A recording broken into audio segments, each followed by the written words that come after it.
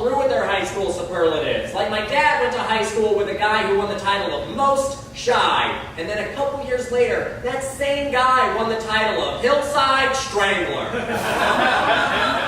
It's a true story. Have any of you guys hated somebody so much that you wanted to die at their funeral just so you could steal their thunder?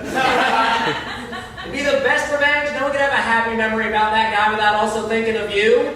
No one could be like, remember when Billy won the spelling bee? Because someone else would be like, no, I remember when that guy stood up at his funeral and yelled, I am Billy's lover! Before shooting himself in the face.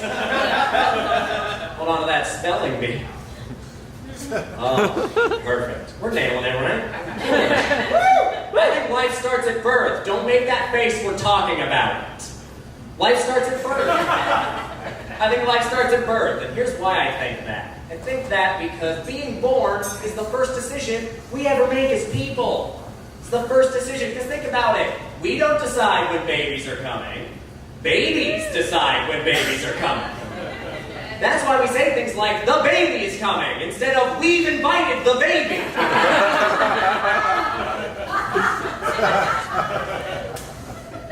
Sometimes you hear about nurses stealing babies.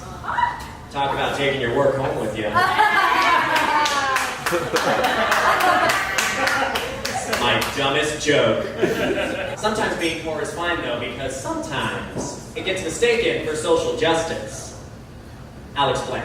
I was on a date with this girl, and she was like, let me pay, I insist. And I was like, don't insist, I'm cool with it.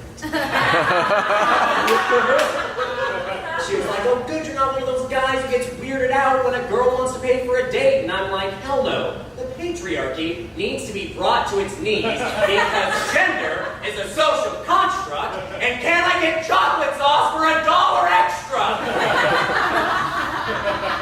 And I could get chocolate sauce for $1 extra. That was a good goal. When I first got to the city, I had an unpaid internship. But my boss would always say things like, we shouldn't call it unpaid because you're getting paid in experience. And that's the same attitude I have towards medical bills. Like my doctor's always like, you need to pay for your appendectomy, Russell, and I'm always like, you needed the practice. You relax. I try my best to avoid emergency situations. Because I know CPR, but I don't want to come off as cocky.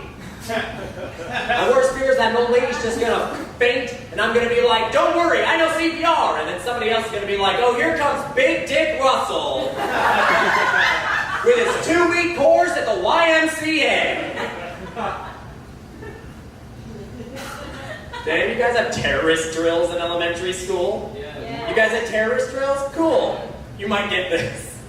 You guys are cool, so I'll tell the terrorist drills, Jim. The terrorist drills. And in my school, I don't know how it was for you guys, but in my school, they would just close the door, turn off the light, and pretend we weren't there. Which is also how my parents avoided trick-or-treaters. Not 100% sure how that works after terrorism. Guys, I beefed that joke. Fucking beefed it. That's not how it's supposed to be told. Do it again. All right, okay. Okay. Did you guys have terrorist drills? Oh, yeah. Good. That means you're all singing Hamilton for freedom! I don't even know what the first one was.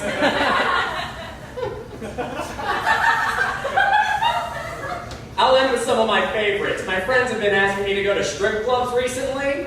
And there's one of them who's like way too into it. He keeps coming up and he's just like, you gotta come to the strip club, Russell. Gotta come to the club. I know every girl there on a first name basis. And I'm always like, wow, I didn't know you were making that much money. That's so impressive. I've only ever been to a strip club once, and it was an accident. It was my 18th birthday, and my friends told me they were taking me to Olive Garden. And then I was very disappointed to arrive at a place where the last thing you want to be considered is family. I don't know if you guys know this, but there are Yelp reviews for strip clubs. Yeah, it's great. Seriously. Go home, Yelp review strip clubs. All of them are hilarious. Nice. My favorite one I found was for a club called Rick's Cabaret. And it got a 3-star review from this one guy. And the guy was like, I'm docking it 1 star because there was only 1 stripper. I'm docking it 2 stars because there was no stripper pole. But I'm giving it 3 stars because they served the best French onion soup I've ever had. That might as well be a diner, baby. I'm Russell Poole. Thanks